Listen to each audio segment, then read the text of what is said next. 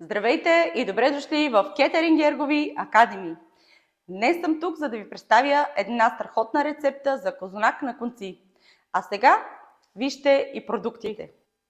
И така, имаме килограм и 200 брашно, 7 яйца, 20 мл ром, 80 мл олио, 2 пакетчета ванилова захар, 300 грама обикновена захар, 2 пакетчета суха мая или 14 грама, ако нямате портокалови кори и лимонови кори от един плод.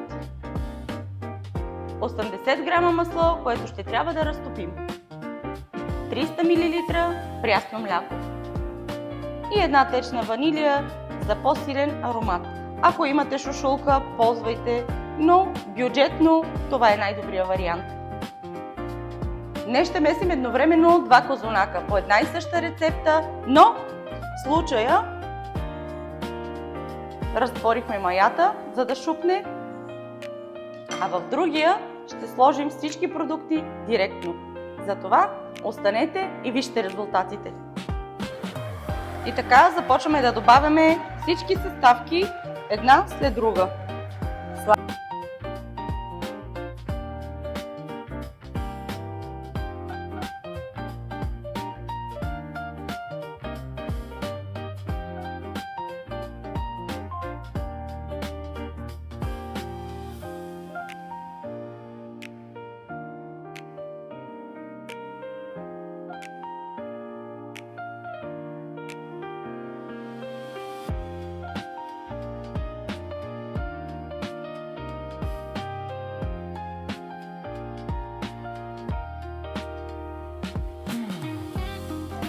За другия козунак ще разбъркаме яйцата и захарта.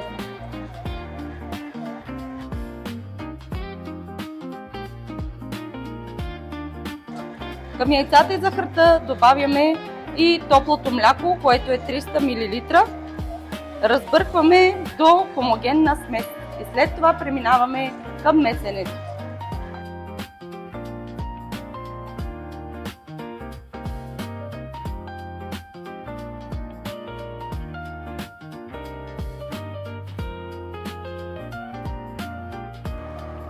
След това добавяме вече много добре шупналата мая.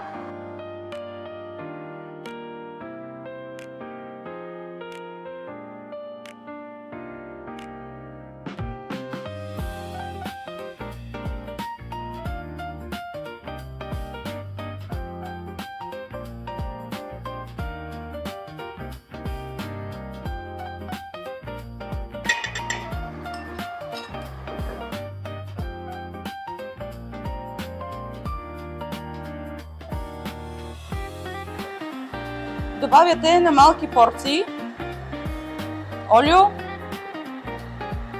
и масло.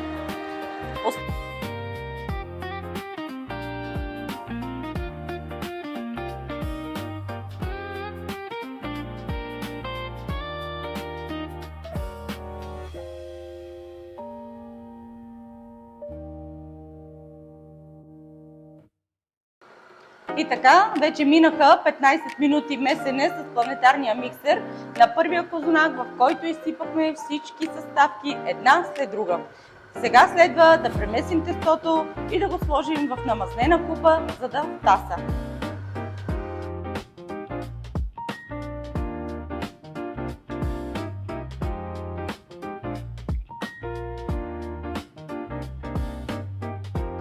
Виждате, че тестото е вече готово, усвоило всичко.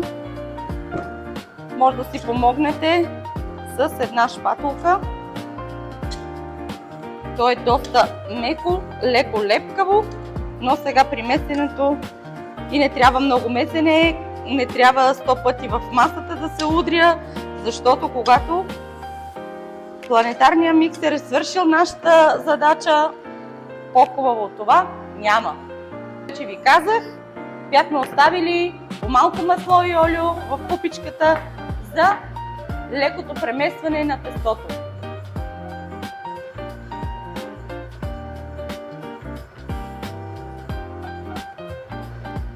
купата, в която ще оставим да втасва тестото, е добре да я омазним. Аз ползвам спрей за печене. Стават страхотни печивата с него, не залепват. И препоръчвам, ако имате възможност да си го закупите, да го ползвате.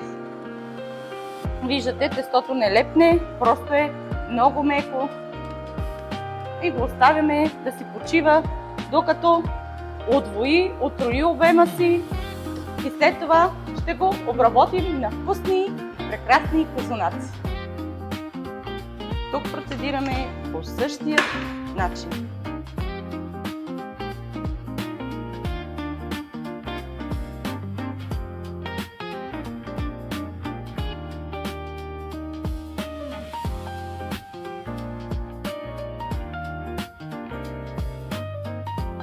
И така, след достатъчно дълго търпеливото чакане на втасването на тези красоти, вече сме на финалният момент.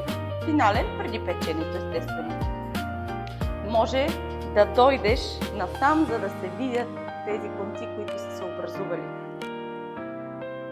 Това е тестото, в което сложихме всичко без да бъркаме, без да шупне маята. А това е тестото, в което маята шупна, разбъркахме яйцата, захарта и млякото заедно. Всичко говори само за себе си. И така разделяме, правиме си топчета от по 350 грама за 2 фитила, които ще бъдат съответно за един козунак. Пристъпваме към тяхното правене. И така, както виждате, правиме си топчетата, измервате си на кантара 360 и 10-20 грама да прекалите, не е фатално.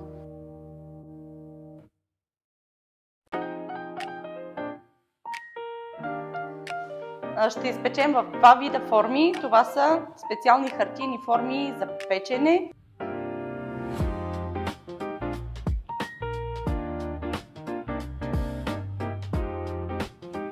Другия вариант е метални форми за многократна употреба.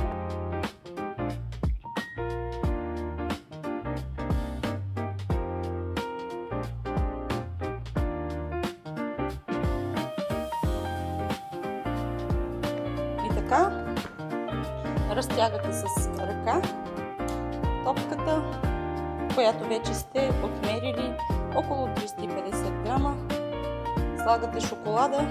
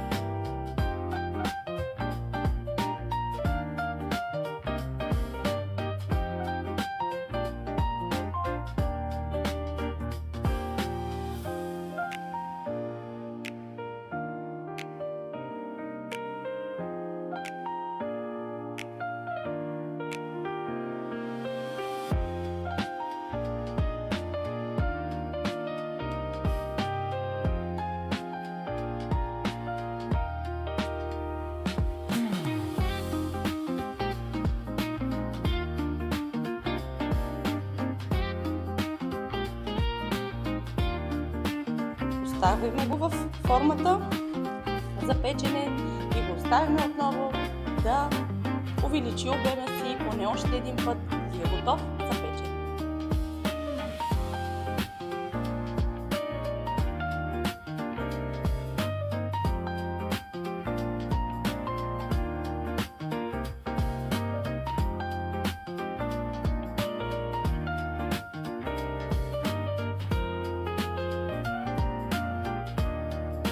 Козунаците са вече готови, ролата също. Тях ги намазах с захарен сироп и ги поръстих с захар, а тези козуначета ще ги полем с шоколадова глазура.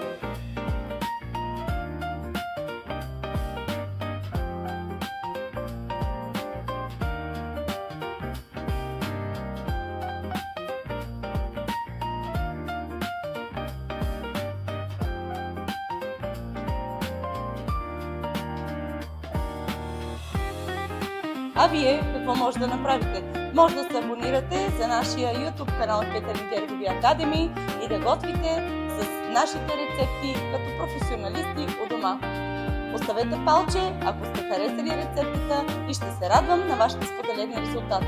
До следващия път!